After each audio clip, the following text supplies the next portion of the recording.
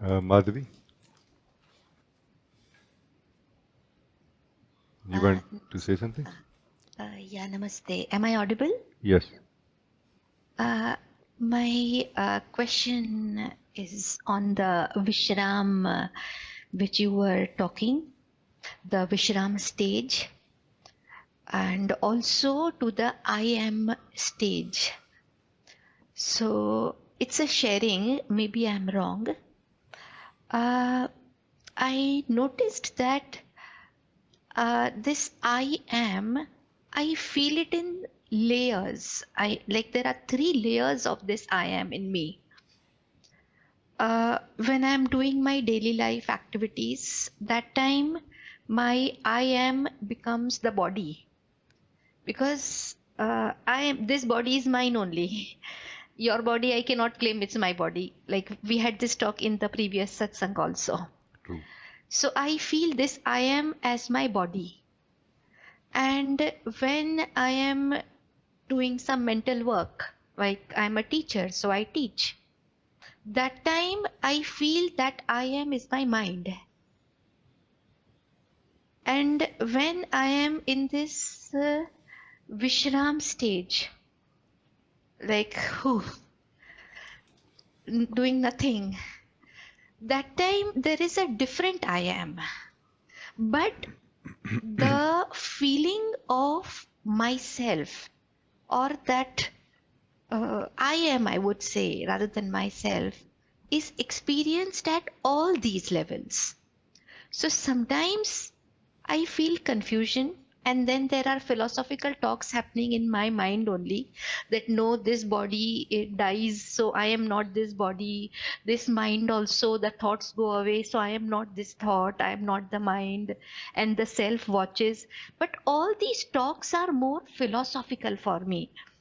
Like I cannot experience that core fundamental I am, that envelopes of so many layers of I am are there on me, that to go to that zero level where nothing is there, like we've always talked of that peeling of onion and nothing comes.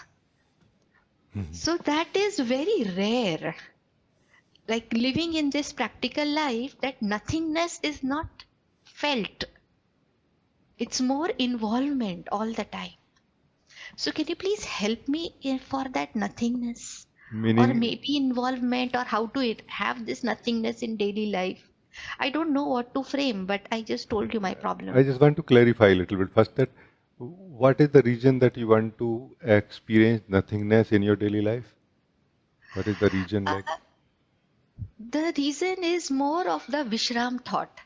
That Vishram, what you said, phew, that at last feeling comes. Because ultimately that daily life is so engaging, one after the other, that phew, that at last feeling uh, comes very rare. And you want to experience that feeling more often in the day. Yeah, I think so, This is yes. what you are Yeah. saying. Yes, yes, Hmm. yes.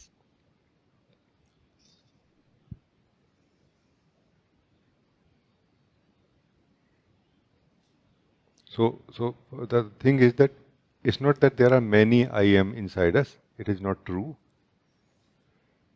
But also what you are saying is very practical and a realistic report. No? And I love this kind of report, no, where we are just very straightforward about it. No? So I like this approach and this, and the language that you are using, very straightforward. No? And I will try my best to be also simple in the response in terms of language. When you are not in the Vishram, in the peaceful or true state of I am, which you say rarely happens in the day, like when you feel like, like not doing anything. When you are doing things, no, in the daily life, because one thing or the other keep coming. During that time also you are the same truth, but not uh, resting, and that's why not experiencing that Vishram. No? Yes or no? Yes, very true, very true. So here you are experiencing yourself in two states, although you are the same being, same I am experiencing itself in two states. One is the active state, one is the inactive state. Yes, correct. Yes, correct. And that inactive state is experienced in meditation. No? Yes. And what you are saying is that what I experience in the inactive state or in the core meditation when I'm not doing anything, I want to continue experiencing that in the whole day. Yes, very true.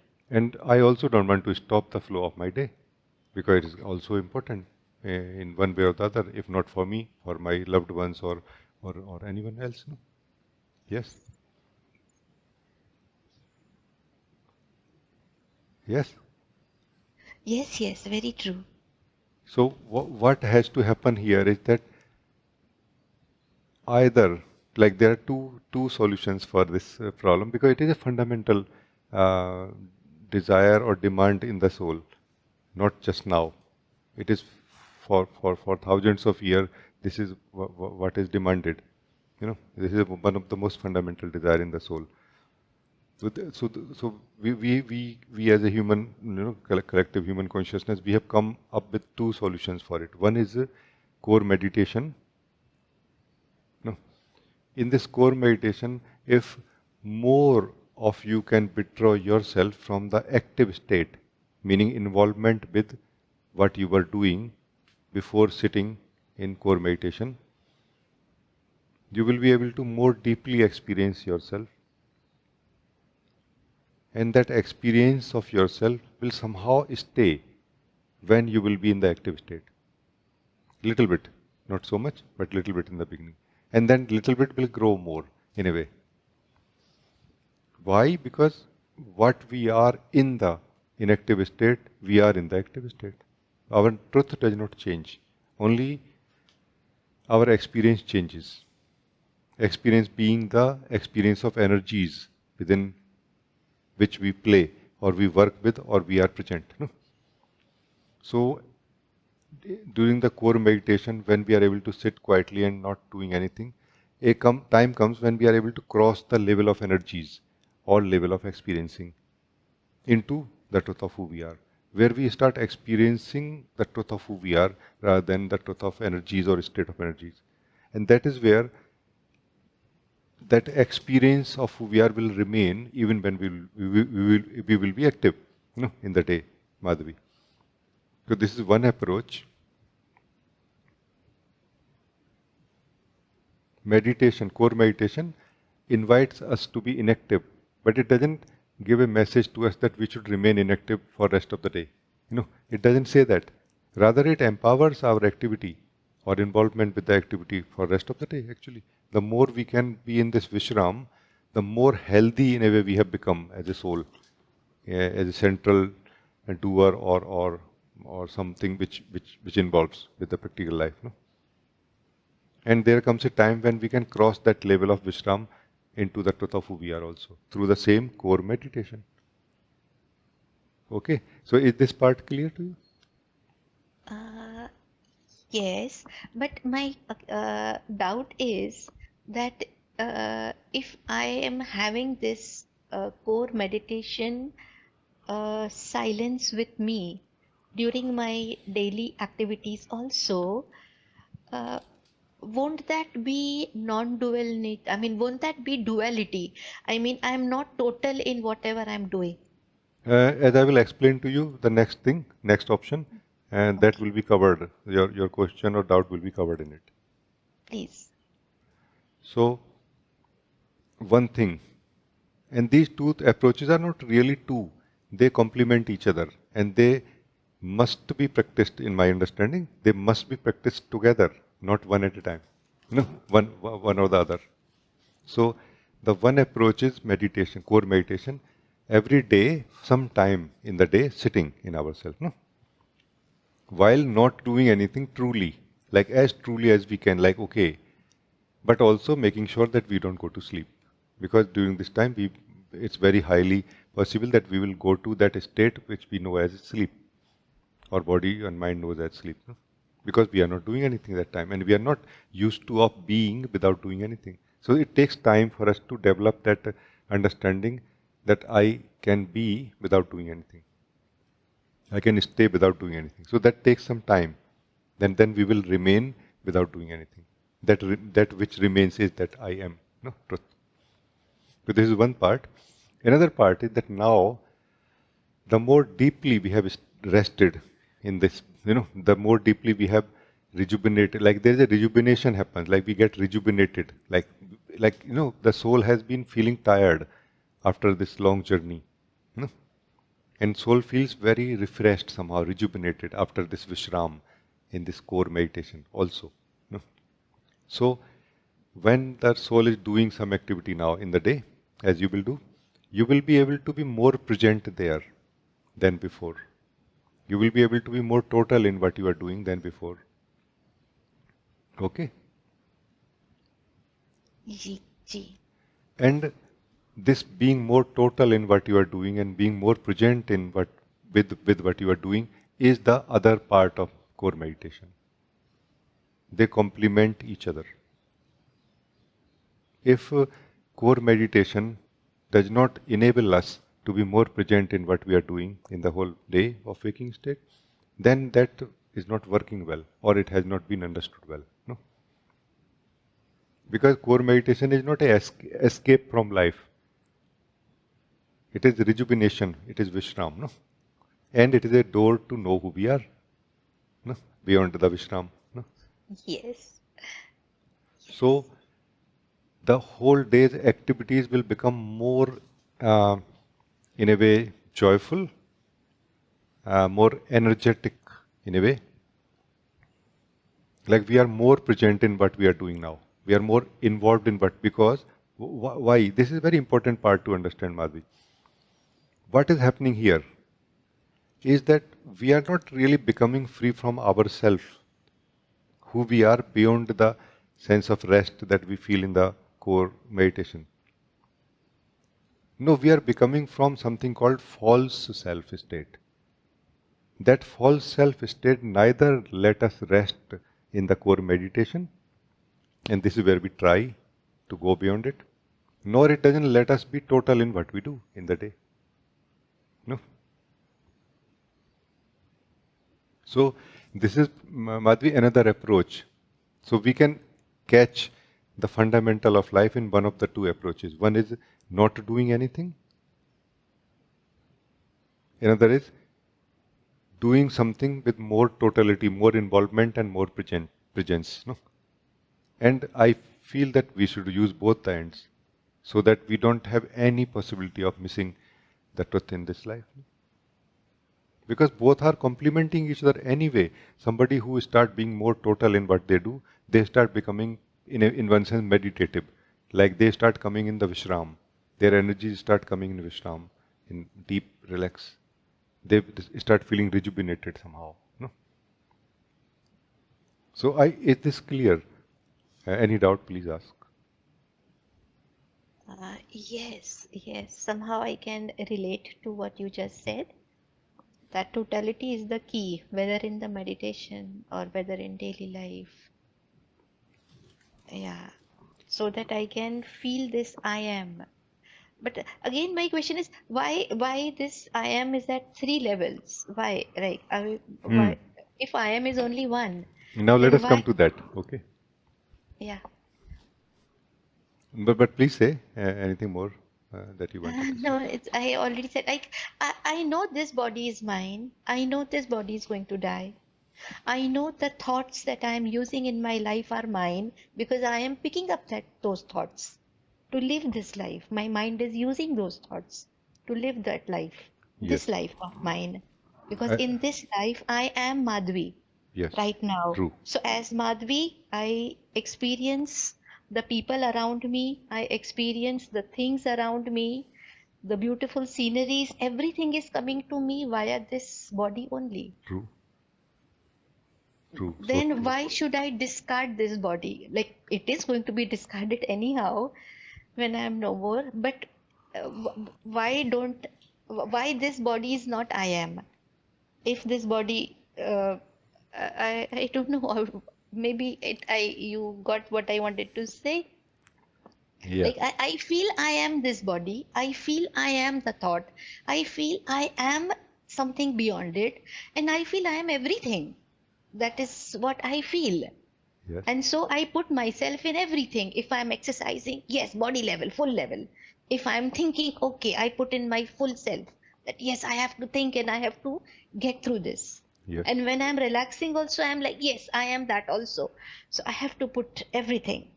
But sometimes some talks are very confusing. I feel that, hey, if I'm not this body, then why should I put so much effort to get well? True. Also, it is true. Make sense totally. No? So I just need some clarity on this. The clarity lies in very simple things actually. The fundamental clarity, the root of fundamental clarity is very in very simple things, but very basic things, fundamental things. No, the thing is that we are living in this I am that you are is living in a state called mind state. Okay, meaning the source of your knowledge about everything is not your own direct knowledge of truth and experience of truth. It is more something like a accumulated knowledge. That is what we call mind. Okay. So from that mind state, some may say that I am the body. Some may say that I am not the body. No. You are saying that I am the body and I am not the body at the same time. No.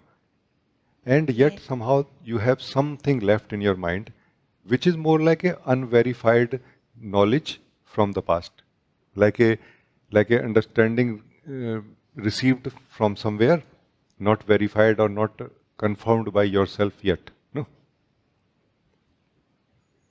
but somehow when somebody says something like this and we believe that understanding, we also believe that I have understood it well, and mostly we have not actually. Meaning that the source was right, what was shared was a pointing to the truth, but still it is not serving that purpose, no? Because it has been misunderstood, and yet we believe that it has been understood. You know. So knowing that I am not the body is an antidote for the belief that I am the body. Okay. Mm, mm. Knowing that I am not my thoughts and my mind is the antidote for the identification with the mind that I am the mind. So it is like one thorn being used to remove another thorn. Okay. Okay. So I am not the body is a thorn being used to remove the thorn that I am the body, the attachment that I am the body, the blind attachment, identification that I am the body. And once the thorn that I am the body is removed by the thorn that I am not the body, we should throw the thorn I am not the body also now, no? Yes. So that we can live the truth now. So that we can live the truth of I am, so that we can live the truth of the body, and so that we can live the truth of I am when living in the body, doing the activity of the body, as you reported very correctly. Very pure. This is a very pure report, Madhvi. I'm very happy with the simplicity and the depth of your experience of truth, of who you are and the body. No? Like this is that innocent report. We are not where you are not sleeping and where you are not believing also. No? It's amazing. No? And there is some part of what you are reporting right now being known by you at the mind level. That's why when somebody else says something else about that same thing in the mind level, the doubt may come. No? But Madhvi, the same thing can be known by you at a deeper level beyond the mind, where doubts don't come. No? Yes. And the Yes. method is very simple. Be more present in what you are doing in the whole day. Be more total in what you are doing in the whole day, what you choose to do, and be more total in not doing anything in the core meditation when you are not doing anything. This is the method. No? This is the method to be free from falsity. No, that falsity is called mind or ego. We are not false. Our knowledge about everything is false only. But the thing that we know is also not false. Body is not false, Madhvi. And we are not false. So neither the I am is false, nor the body is false. It's just our knowledge about the body and about ourselves is false. That is called mind. You know? That's why I have shared many times that if we can focus on our body and breath, we can so quickly come to the truth of who we are. Because body and breath is very, very real.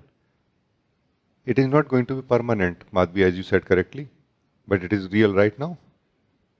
Have we lived the fullness of the body, the you know, the beauty of the body and breath yet? We have not actually.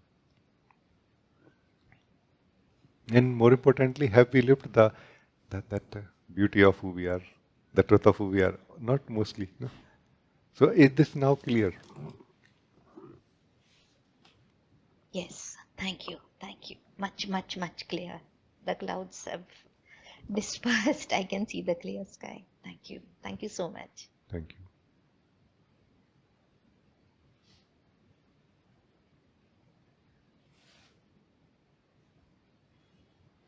It is very obvious that we are going to listen others and try to understand, no?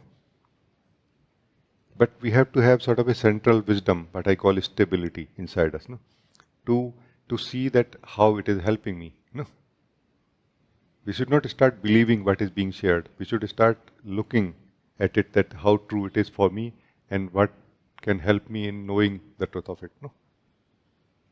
Like this.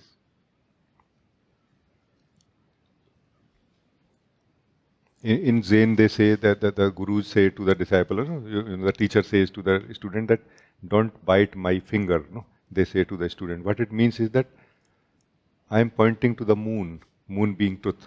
Don't bite my finger. Look at the moon. No, it is said like this. What it means is that sharings are trying to show you something, try to see that thing, rather than holding on to the things which have been spoken.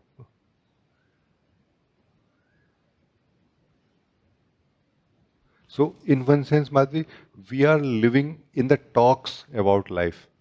We are not living the life. We are living talks about ourselves, which happen in the mind. No? That's why there is importance of talks, and that's why teacher has to talk also, because we only understand one thing: talk. No? So, teacher also has to connect to us through that channel. No? But once we are able to understand that this talk is not to continue talking in the mind, but it is to go beyond it in the silence, in the Vishram, of our own existence. Then that talk has served its purpose. In this case, the previous talk happening in the mind and our engagement with the talk is the first thorn, and the talk which teacher is sharing is the second thorn. Use the second thorn to remove the first thorn, then throw the second thorn also, no? But use the thorn as long as necessary also, it's all right. No, not being in a hurry that, okay, I hear, I am, okay, yeah, now I know. Look, okay, I will not remember anything that you said now, Rajee. No, that's not necessary really in that way, no? So I think it's very good, thank you.